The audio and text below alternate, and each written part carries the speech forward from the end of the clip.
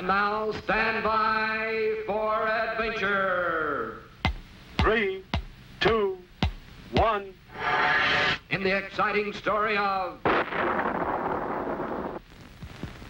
the Prehistoric Present.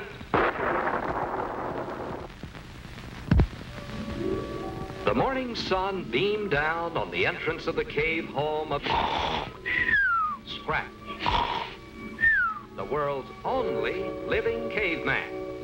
Scratch, as you know, fell asleep several thousand years ago, and probably would have been sleeping yet. But the first atomic test explosion blew him right out of the past and into the present. And now, with his friends, Colonel Bleep and little Squeek, the caveman's life is filled with exciting adventures, wonderful adventures, like the time Scratch smelled smoke and saw a fiery glow inside his cave. He dashed inside to find Squeek with a giant birthday cake, all aglow with candles, just for Scratch.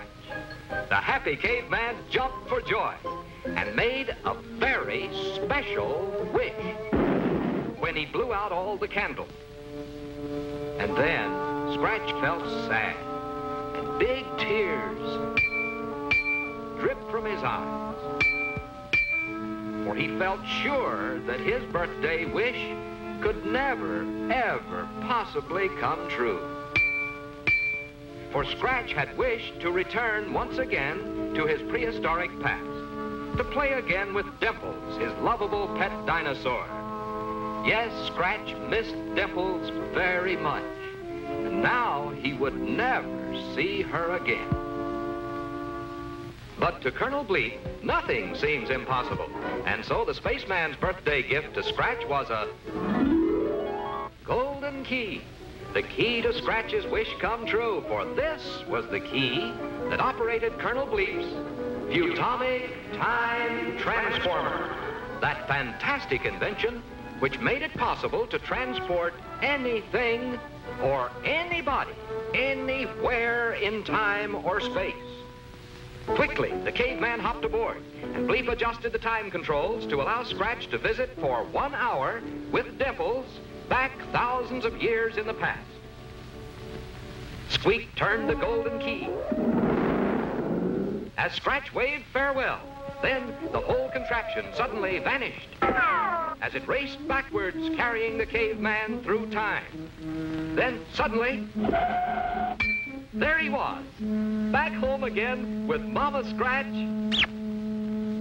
Papa Scratch,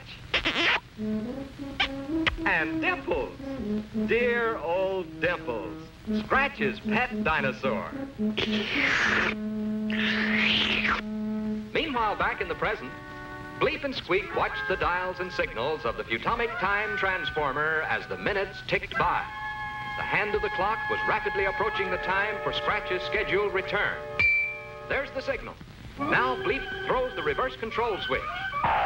But Scratch is having such a wonderful time, he forgets to climb aboard, and the machine returns empty.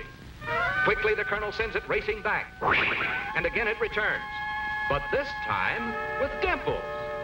Now Bleep is worried, for only enough Futomic power remains in the machine for one more try. Scratch must come back this time, or he will be left forever in the past. Once again, Bleep throws the switch. And just in time, Scratch jumps aboard the Futomic transport, and now he's really on his way back. But wait, the power's beginning to fade, and the years are clicking off slower and slower, until finally,